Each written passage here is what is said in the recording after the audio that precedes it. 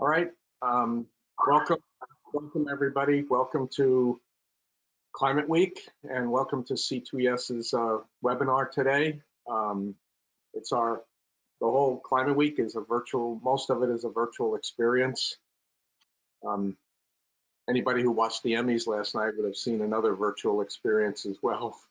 So we'll try to top that kind of excitement here with our discussion today. My name is Bob Perciasepi. I'm the president of the Center for Climate and Energy Solutions, and we're a nonprofit, nonpartisan organization that really strives to work with all kinds of stakeholders, in particular business stakeholders, on practical and implementable climate solutions. There's a lot of work that needs to be done on climate change, and what we're going to discuss today with our guests are what companies are starting to do to prepare and to also contribute to the solutions. We want this conversation to be about successes and challenges that the companies face, also how they're going about their decarbonization or reduced emissions strategies. And why do they view it as a priority? Why are they proceeding down this path? We intend to take some questions as we get further along into the webinar, and to contribute to that conversation, those of you online can look to the open the questions tab on your control panel, and you can submit questions there that we'll be able to see. So let me get right on to introducing our panelists here, today. And you can see them there on the screen. First up, Dr. Pedro Pizarro, who is president and CEO of Edison International. And he's a member of their board of directors, both of Edison International, but also Southern California Edison, which is what many consumers may recognize that name. Southern California Edison, and as the name says, it's providing power in the southern part of California. He also worked at Mission Energy earlier, and was president of that, which is another part of the Edison International. So you see a CEO who's running a major power company, providing electricity services to millions of people in California. Interestingly, Dr. Pizarro has a PhD in chemistry and got that from Caltech, and also a bachelor's degree in chemistry from Harvard. I say that because our next guest that I'm going to introduce is Wayne Smith, and Wayne is chairman and CEO of BASF. And he's a board member and executive director as well. And those of you who know BASF, it's one of the largest chemical companies in the world, and he's responsible for petrochemicals and other materials and process research going on, and the chemical engineering work that's going on in the company. He's worked in the chemical industry for 26 years. And joined BASF in 2004. He holds a Bachelor's of Science degree in chemical engineering from Syracuse University, which happens to be my graduate school alma mater, and an MBA from the Wharton School at the University of Pennsylvania. So I thank both of you for joining us today, and I'm looking forward to your comments. And so Pedro, I'm going to turn it over to you first to talk a little bit about how you're proceeding in dealing with climate change solutions, and looking to the future at your company. Hey, thanks a lot, Bob. Thanks for having me. And it's great, that this gets to be an all chemist panel here. So really, really happy to be part of that. Well, you described our company, but just for a little bit more on that and why it's relevant to climate. When you think about Edison International, our largest operating subsidiary is Southern California Edison, and we serve 15 million residents, about 38% of the California population. And that's a population that's seeing the impacts of climate in a major way. certainly the impacts of wildly changing climate, historical conditions, drought, the hots are hotter, the colds are colder, the wets are wetter, the dries are drier. And we're seeing that really manifests itself in these wildfires that we've been having just over the last few months. Thousands of lightning strikes have led to thousands of fires, and there's a number of them raging through the state right now. So we get to see the impacts of climate in our state. Our state is the world's fifth largest economy, and it's a state that, as you know, Bob, has been a leader in terms of subnational action for quite some time. So when we had the benefit of being able to go to COP25 in Madrid last year and actually participated on a couple of panels organized by C2ES, at that point we were unveiling some recent work that we had done on what we called our Pathway 2045 analysis. And what we did there was we took a look at California's goals to decarbonize the economy by 2045. And we asked the question of not only what those of us in the electric sector have to do about that, but frankly, how the whole economy across California can get there and can do that most reliably, most safely, and frankly, most affordably. And so we looked at a number of different pathways to get there and concluded that the most feasible and cheapest pathway will be to use a lot of clean energy, renewables paired with storage, to have carbon-free sources of electricity, to then electrify much of the rest of the economy. And it's a big lift across the economy in our analysis. We see by 2045, for example, 3/4 of all passenger vehicles will need to be electric. 70% of buildings will need to move to electric, gas, and water heating. Changes in industrial processes as well. So this is really a big impact across the economy, but it's not just a single tool, right? Then there are places that are harder to electrify, so we'll need clean fuels, for example, hydrogen produced from renewables to help in those applications. And then we'll also need forms of capture, whether it be natural working lands, whether it be direct air capture, in order to offset the toughest emissions to take out of the system. But we saw that pathway to getting there by 2045. And importantly, we saw it as one that's affordable because even though it requires upfront investments across the economy, we concluded that for the average consumer in 2045, their total energy bill across all sources, electric, gas, et cetera, would actually be a third lower than today, largely because of the greater efficiency of electric engines. So I'll cap it there, but that gives you a flavor of the work we've done to think beyond our own fence, if you will, and think about how the broader economy can get there. We since then have seen work in other parts of the globe and also on a global basis that has those same sort of themes of electrification, efficiency, and clean fuels for hard to electrify areas, along with carbon capture. And that reinforces for our Southern California Edison business the importance of having a very strong grid in the middle of it all to connect clean power and uses for that clean power. Finally, I'll just close by saying that we also have a non-utility business, Edison Energy, that basically serves large commercial and industrial customers across the country. Many of those have global operations. So we have now expanded and have a presence in Europe, in Canada and Mexico. Currently, we serve something like 14 out of the Fortune 50. And that's another interesting lens because we're seeing that companies are some of the critical subnational actors that are leading the charge in terms of using clean energy to do something about climate on their own. Great ambitions. We heard a number of those examples just in the morning sessions today for Climate Week.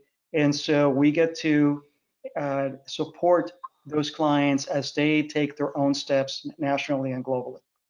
So thanks, Bob, again for having me. Well, thank you. Thank you for giving us that overview of what you guys are doing and how you're looking at it. And we'll get to a little bit more shortly after we hear from Wayne as well. So Wayne, obviously, we just heard from Pedro a little bit on the power sector, but the manufacturing and some of the other industrial sectors also are starting to face these issues and face them head on, and also they are part of the solutions in many cases. So I'm going to turn it over to you to talk a little bit about what you guys are up to at BASF. Sure, and thank you, Bob. And thanks for the invitation also to speak with the C2ES team in Climate Week.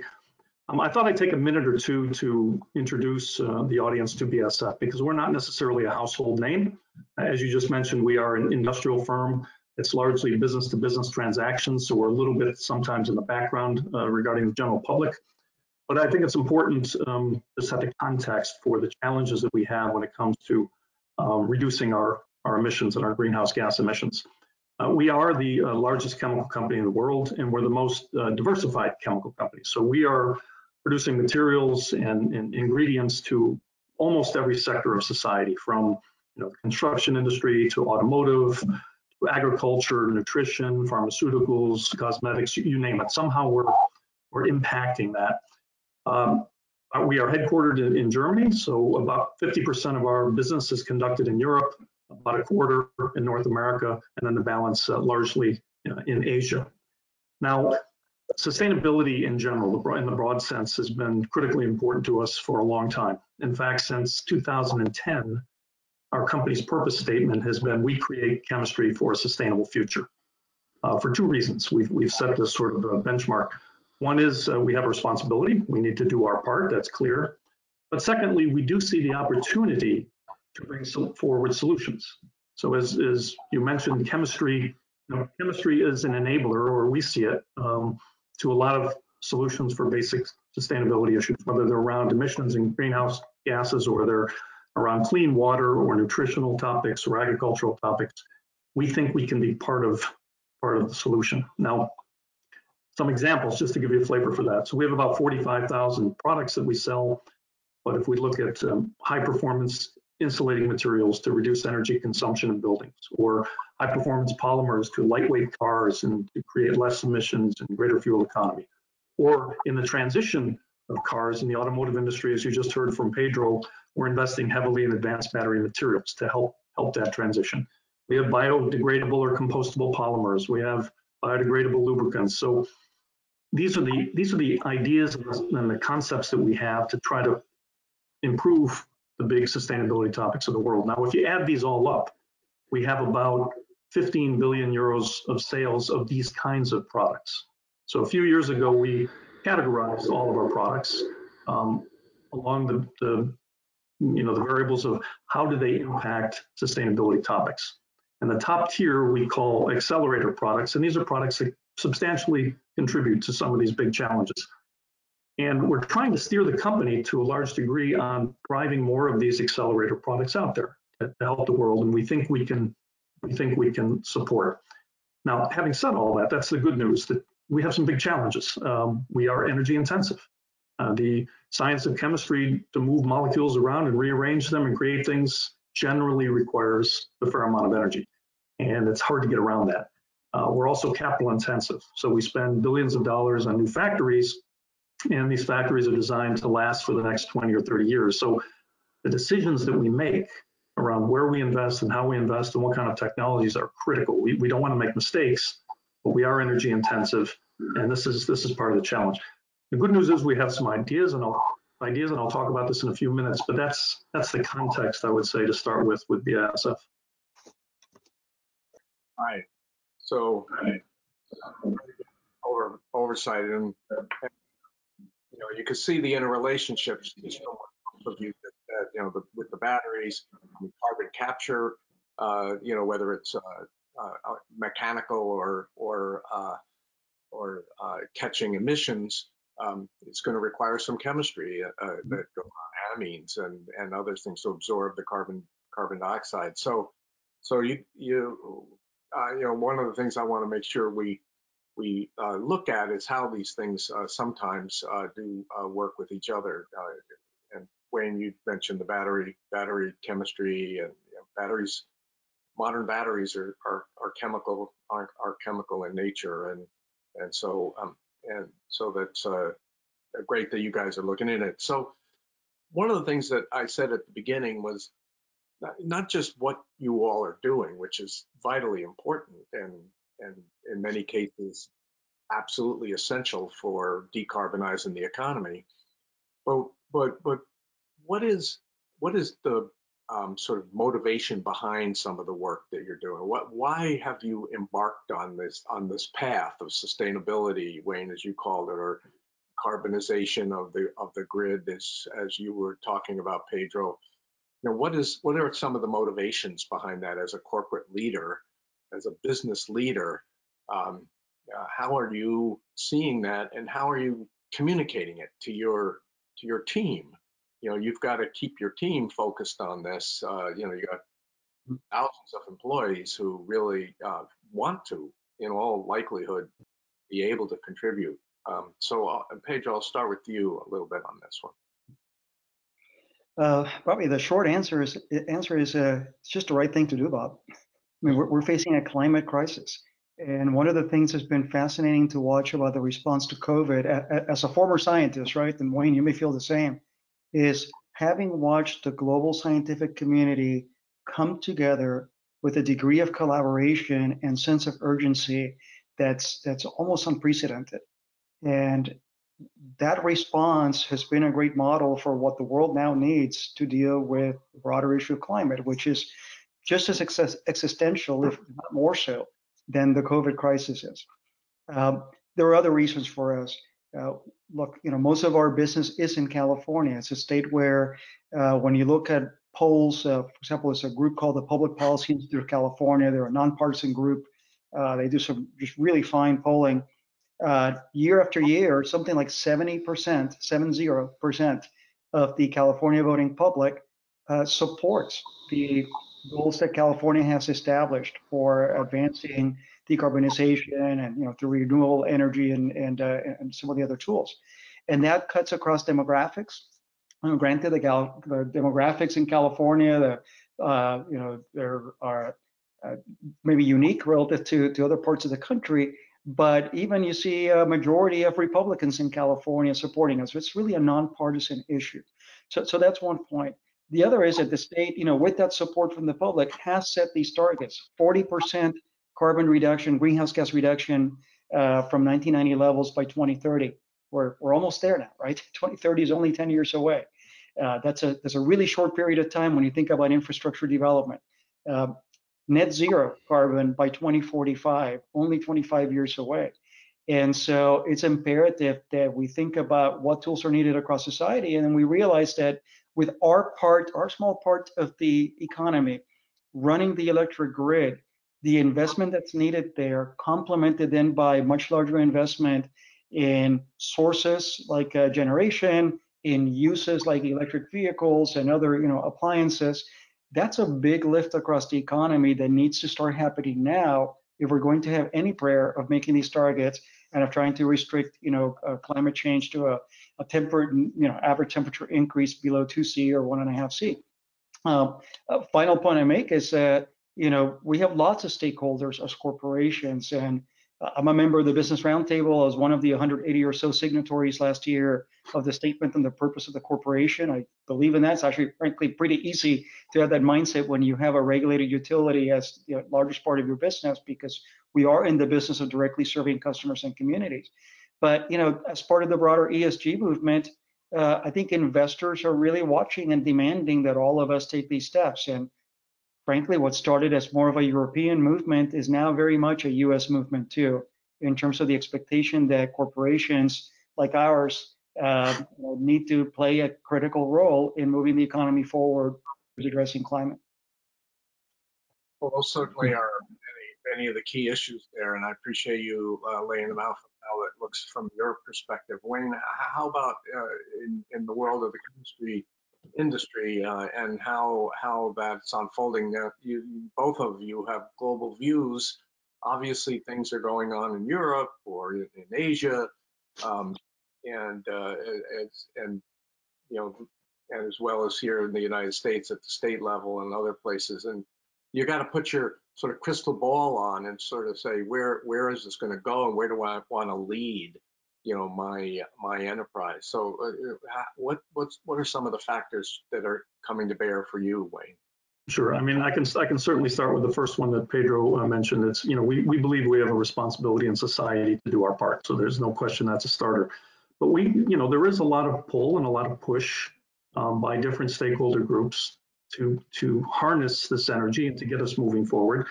Clearly, Pedro mentioned sitting in California, you feel that pressure with governments and regulatory bodies. We are headquartered in Europe, and we have that same kind of, let's say, high-profile pressure because there's clear leadership in Europe regarding global leadership around sustainability topics. But there's more stakeholders than just the government and regulatory bodies. Our customers really start to feel this as well, and they turn to their suppliers like us and they say, BASF, what are you doing to help me? They have choices and they want to align with basically the right choices if they can. So we have this opportunity and this pressure. Investors, Pedro mentioned as well, ESG, we need to be transparent with what we're doing. We need to demonstrate the strategies that we're driving to them. And then I think not to be underestimated is our employees. I mean, we have more than 100,000 employees. And it's interesting, whenever I meet someone young who's joined the company, I always ask them, how did you hear about BASF? What got you interested? And I would say more than 50% of the time, a young person will tell me, they went to our website, they saw our purpose statement, we create chemistry for a sustainable future. They got intrigued, they kept digging, and then they wanted to be a part of it. So, I mean, I would say there's a lot of forces pushing us in this direction. So when it comes to climate, we've recently made two big sort of commitments. One is we said we would grow our company, because we have to grow, we have to be profitable. We'll grow our company by 50% by 2030, and we will effectively add no incremental CO2 or greenhouse gas. So for us, this kind of big energy intensive company, that's not so easy. The other big commitment we made was to take all of our 45,000 products, and by the end of next year, have a detailed carbon footprint for every single product, scope 1, 2, and 3 emissions. And then we can give that to our customer. So we can start the conversation with our customer about what they're getting from us, and then we can talk about trade-offs. They can challenge us, and we can take this to the next level. On the overall CO2 targets, I do want to mention, I mean, this is a challenge, but we have some ideas, and we're committed. The good news is, if we look backwards, we were able to do more than this. So starting in 1990 until a couple of years ago, we more than doubled the output of our company in terms of products and volume. And we cut our CO2 or our greenhouse gas emissions in half. So the specifics, greenhouse gas intensity per pound of whatever we sell was cut by a factor of 4. Now, that's the good news. A lot of that was relatively low-hanging fruit, I would say, so it gets harder going forward. But we believe we can also, again, grow without adding any more emissions, basically by following the same path we did, three-pronged approach, follow the same path we did with all kinds of efficiency programs at the local level, supplemented by procurement of renewable power.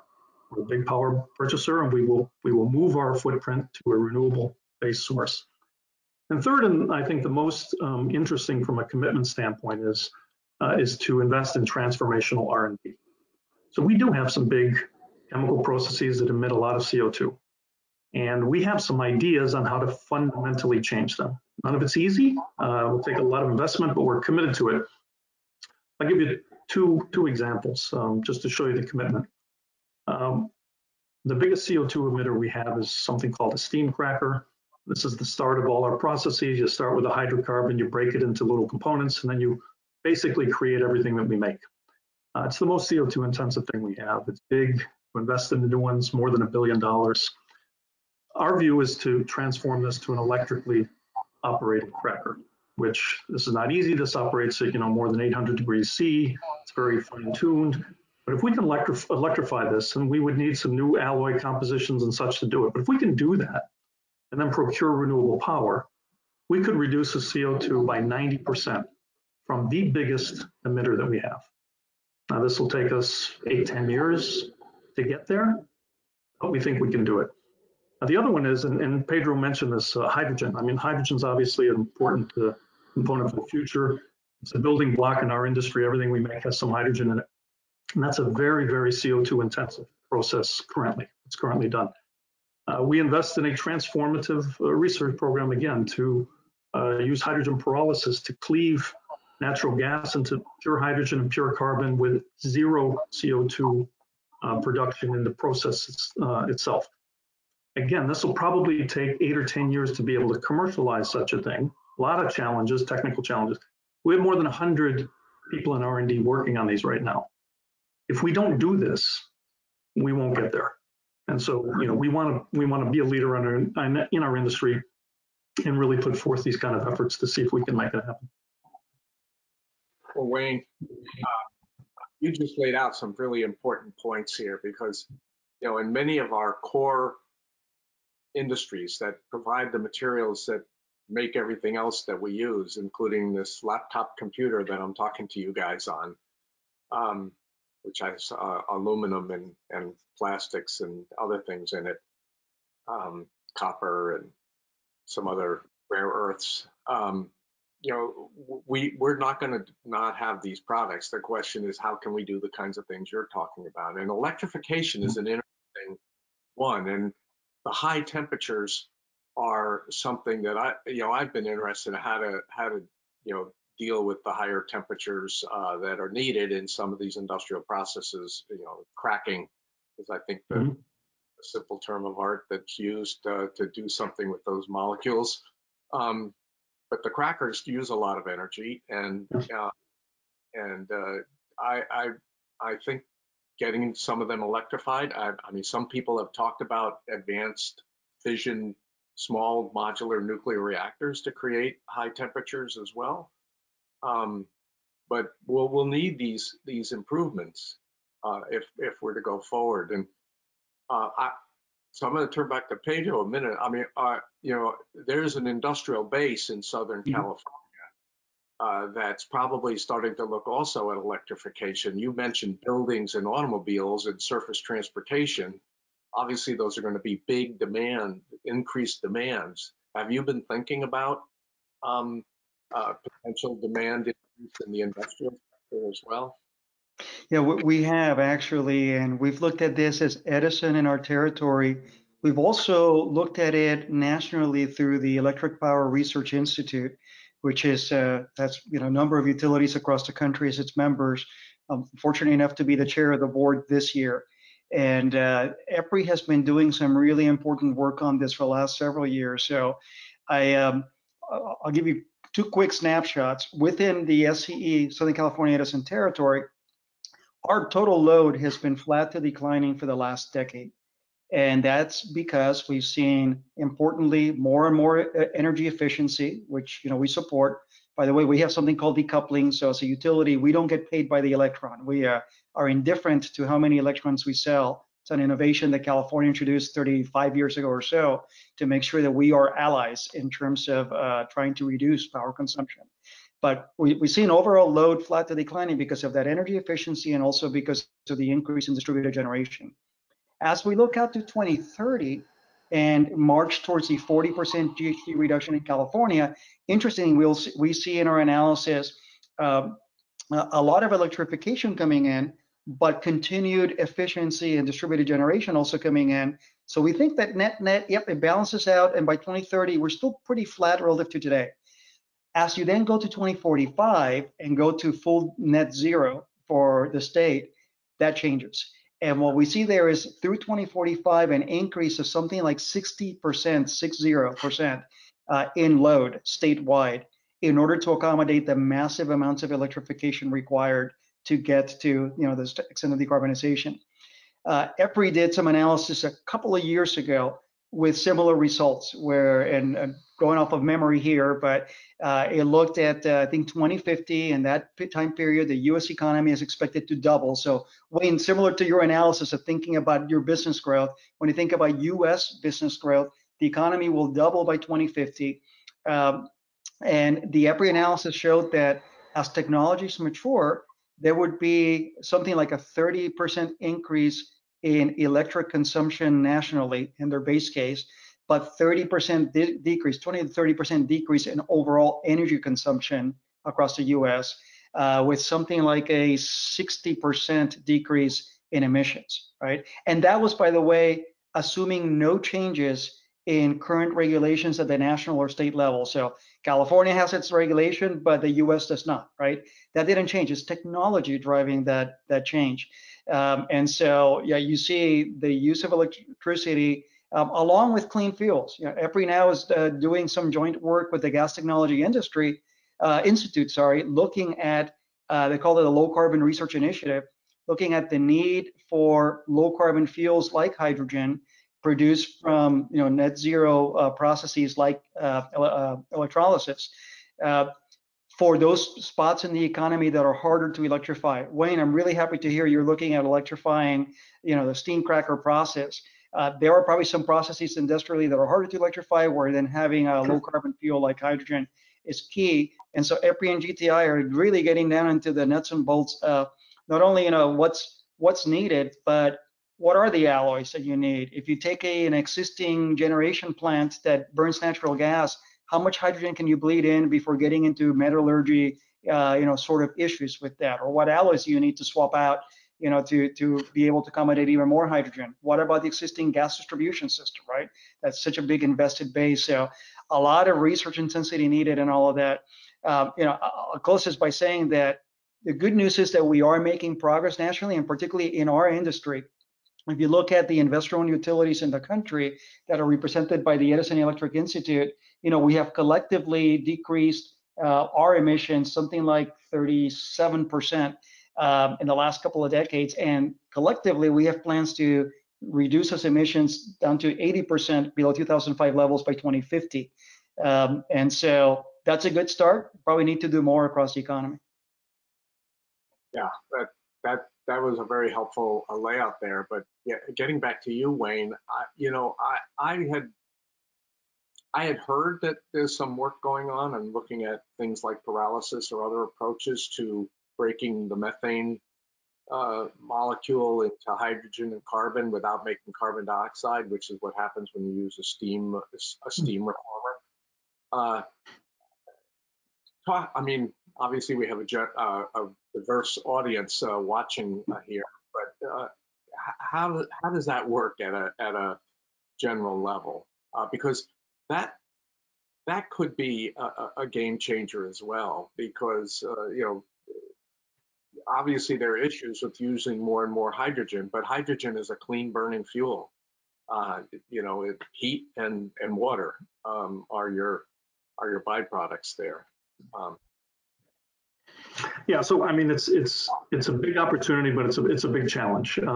For us, the use of hydrogen as a raw material, this is what's driving us. But as you mentioned, I mean, hydrogen is a very clean burning fuel. It can ultimately lead to what we're all after, and that's zero net emissions.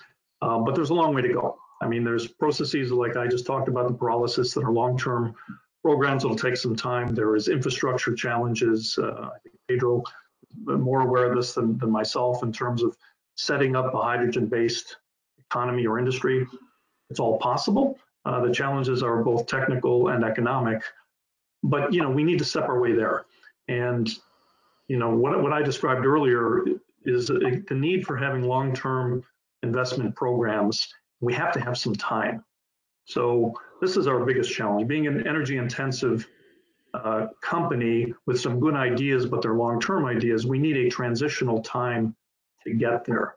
So when it comes to working with regulatory bodies or government entities, this is important for us. It's to say, how do we, we can get there if we can transition there in a sensible way with the right incentives. If we can work together on that, I think it's possible. Well, I'm gonna give you one more question and then try to get to the audience questions, which there's a few of them. Were you going to say something, Pedro? No. So here's the interesting thing. Here we have leaders of businesses, leaders of industry out there trying to visualize how do they get there, and what kinds of innovation is needed, what kinds of technologies are needed. I want you guys to talk, because I've worked with both of you on this subject in different venues. What kind of policies could there be? We talked about California, we talked about Europe, but what kind of policies could there be that could help? We often hear policies, you translate policies, that means some kind of legislation. It could mean regulations that define how to use the legislation. So, these things have had mixed, reputations, but it's clear that there's an ability for policy to help accelerate both innovation and deployment. So both of you, I'll start with you, Wayne, and then Pedro, what kind of policies could help BASF, actually achieve some of the goals that they have? Sure. So as I mentioned earlier, with these two, fundamental challenges we have is energy intensity and capital intensity. So we have to be able to make long-term decisions. So we need a policy framework that we can believe in and that is sustainable, if you will, so that we can when we make an investment for something will run for the next 20 or 30 years, we can feel reasonably confident that it will be economic and we will fit within the framework. We need incentives to move us in the right direction. We recognize that there will be and there should be a price on carbon, right? Because this can incent us with market-based incentives towards lower cost renewable energy. Pedro says he doesn't care what kind of molecule or what kind of electron he sells. We simply need one that's economic. So if you can incent this through a carbon price mechanism that's market-based to get the cost down of renewables, that's a huge win for our industry. Another challenge we have is that we're global. So we have to choose where we invest around the world, and there has to be a global policy framework. Now, I know this makes it a lot more difficult to get there, and it's more complex, but the discussions have to take place, because otherwise you have investment opportunities in one part of the world that make no sense versus others that do, simply because of policy differential. It needs to be an integrated discussion about how we put this framework together. But we would support that. We would absolutely support such a framework.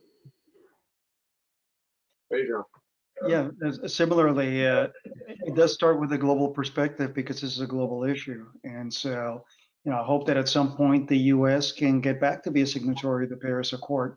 We have signed on to that as a company. It's one of the first things that I signed when I became CEO in 2016. At the same time, we do need to see the hand of government in probably two broad categories. There's regulation and regulatory frameworks, and then there's financial actions, right? And those financial actions can be incentives. They can also be R&D commitments. So I think on that score, to be fair, I've been pleased to see that the U.S. has not let the foot off the pedal in that regard. And so, I serve on the nonpartisan advisory board for the Secretary of Energy. And while this administration has not signed on to the Paris Accord, the reality is that, the science budgets for DOE are the highest that they've ever been. And DOE has continued its research emphasis in areas like renewable energy, like importantly chemistries for storage, right? To go beyond lithium ion. I also serve on the board of Argonne National Lab, which has been the hub for a lot of DOE's work in this area. So that's an important role of government and government policy, putting funding behind the R&D that may be transformational, but it may be kind of long duration, that goes beyond the timescale that private equity or individual corporations can typically fund. So that's an important piece there. And then there's just a lot of blocking and tackling policies that, if you think across what's needed across the economy, put them into three buckets of, you got to clean up the power supply. And Wayne, we don't care how many electrons we sell, but we do want them to be clean. So we do care about that. Okay. So clean up the power supply. You have to make sure that, frankly, we have the regulatory support to build, operate, and maintain a reliable electric grid to move those electrons. And then we need policies that help customers, whether they're little customers or large customers like you, Wayne, BASF, move to adopt the new technologies and appliances that will use the clean energy. And it's, at the end of the day, it's probably a mixture of regulatory policy and incentive. One piece that we care a lot about, though, is that we be as market focused as possible, because you can end up with too much regulation, too many point solutions that don't add up to a whole. And if I were given the pen on this, I'd say let's set a target on carbon. Let's set it with some sort of market mechanism to have a price on that. But then let's the market go off and be creative and find the cheapest ways to meet that target. And along the way, there's a lot of blocking and tackling elements. So, I mentioned transportation electrification. We just got great regulatory support in California for what will now be the nation's largest utility-based passenger vehicle charging infrastructure program, right? We got a $436 million approval a few weeks ago for a program that will allow us to help build infrastructure to support something like 38,000 passenger vehicle chargers in Southern California over the next 4 years or so. That's a drop in the bucket. We think that's about a third, actually less than a third of the chargers needed by 2025, but it's an important start, right? And so it's these sort of crucial steps and elements that are needed to then build up to the whole under a sensible, broad policy framework. Yeah, I think both of you as leaders have been communicating these issues before this call for a national framework, and you both have expanded it. We need that global framework for countries to work together to try to make this work across international boundaries. But there's a little bit of let's say paradoxical thinking that may be going on here because we've only got 30 years now. Maybe if we put a carbon tax in place 30 years ago, maybe all those signals would have been sent. But I think you both have said this in a slightly different way. But the need for complementary like incentives or R&D and demonstrate, or what's it called, RD, D and D, right? Research, development, demonstration, and deployment. In some kind of a partnership, with the federal government. Pedro, you mentioned that the DOE budget is still robust in this area, but I think getting to the second two Ds has been a difficult task. What do you guys think about the complementary types of policies that would go with some kind of larger market-driven framework? I mean, I can start with an example that worked, right? Back at 18 years ago, something like that, I was a much younger vice president of power procurement at the utility. And this was in the early days when we first had a 10% renewable standard that then became a 20% renewable standard. So you had the combination of, to your point, Bob, policy. There was a renewable portfolio standard. That was a commitment the state made to that first step. There was a market approach because we then took that standard and went out to the market to see what developers and technologies could best allow us to meet that renewable portfolio standard at lowest cost to the customer. It was expensive in the early days. I mean, I remember signing contracts for something like solar and wind at 13, 14, 15 cents per kilowatt hour back then, in nominal terms back then. So even higher if you went to real terms now. We did that in California. Germany did it, Japan, Spain. Some of those programs were done better. Some of them were done not as well. Right? I think the Spanish experience had some pain attached to it, for example. But the reality is that it took those sort of government incentives and requirements to then stimulate a market to respond, to climb up the S curve, right? And so today, while we hold our contracts confidential, you see plenty of announcements out there for solar at 3 cents and 2.5 cents per kilowatt hour, again, in nominal terms today, right? So it's a combination of regulation, policy, and market forces to help mature technologies that I think is the answer moving forward. Next big stage, storage, right? We see a need for something like 30 gigawatts of storage additions in California. SCE recently announced a procurement of 770 megawatts. It's one of the largest procurements globally. We see our clients at Edison Energy and across the Fortune 50 and Fortune 100 adding storage themselves. These are the early days. That technology will climb the cost curve too. Okay. I think Pedro came up with some great examples there. We believe intensely in the power of innovation and technology, but in many cases, you need a little bit of a start. For a public company to do it all on their own, to make these kind of long-term investments is hard. And Pedro just mentioned, how renewable energy is driven down in costs with the right incentives, and that works. Another good example, and Pedro also mentioned earlier, Argonne National Laboratory. So this is government investment and research. And this battery materials program I referenced that we've gotten involved in, we started by licensing a couple of patents from Argonne National Laboratory to get us started in this electrification of cars. And that was about 8 years ago. And now we're investing hundreds of millions in that field. But to come up from scratch as a public company, that's not so easy. So this was another, I think, great idea or great example of how governments can incent the right behavior, and it works. I think that's right. So we're getting close to the end here, but we have a question which I think is kind of derivative from what we've been talking about. And the question is, what are companies doing to understand what other companies are doing so that they can share the information? We were talking here about materials for batteries. We're talking about electrifying cracking, electric generation demand. Obviously, there's obviously a symbiotic, relationship between most business. Even Wayne, if you just put lights on in your factories, in your refineries. So, talk about how that's going on these days. You both mentioned some of the associations like EPRI on the power side, and there's the Chemistry Council on the chemical side. Talk a little bit about that. Or you also mentioned the Business Roundtable as well. Go ahead, Wayne. Go ahead, Wayne. You can go. Yeah, I mean, today when it comes to innovation, it's frankly in many cases hard to do something completely yourselves. I mean, you have to reach out, you have to find partners, whether the universities, government, and investment organizations, or other companies that are complementary to what you do.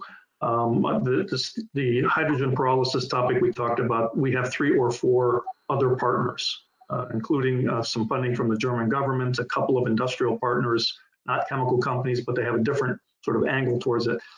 And I think this is the way you make things happen today.